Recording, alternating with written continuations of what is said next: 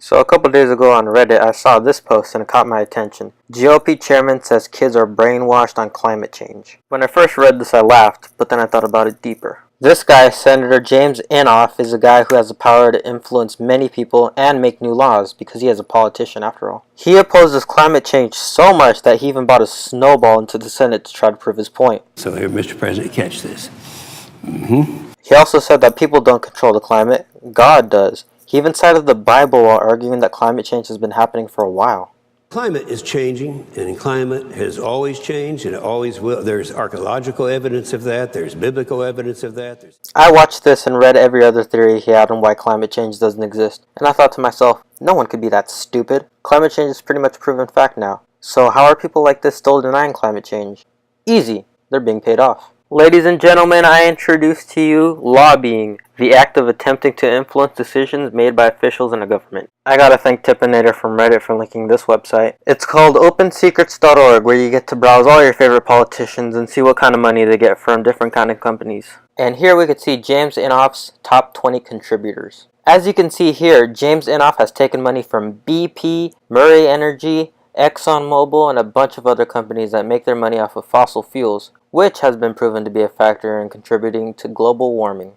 So what it looks like here is that these companies lobby to have Senator James Inhofe try to convince Congress that climate change doesn't exist, one snowball at a time.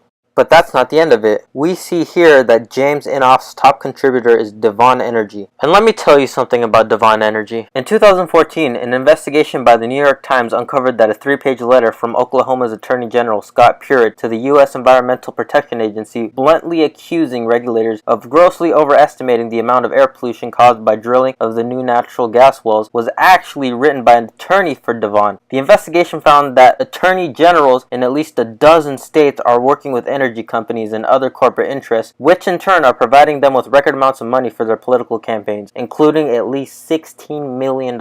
So long story short, a letter that was thought to be written by the Attorney General of Oklahoma was actually written by a Devon Energy lawyer. So if Devon Energy wrote letters on Scott Pruitt's behalf, who's to say they aren't doing the same thing with James Inhofe? These politicians are being paid to say what the energy companies want them to say. These politicians deny global warming because they're being paid. They're denying scientific evidence because they're being paid. Some of you might be saying, yeah, I know lobbying goes on, but who cares? We should care. These companies are using politicians as their puppets to help push their own agendas. Our politicians cannot give us the straight truth and facts because of all these big businesses lobbying and influencing their decisions with millions of dollars. It's hard for politicians to speak for citizens when corporations are giving them money to quote-unquote influence what they say and do. We should take the money out of corporate lobbying and make it illegal to influence a politician using money. In my opinion, the only reason it's still legal is why would a politician want to outlaw money in corporate lobbying when they make millions of dollars off of it? It is our job and our right as citizens to try and stop this so that future generations don't have to watch politicians throw snowballs to try to disprove scientific facts.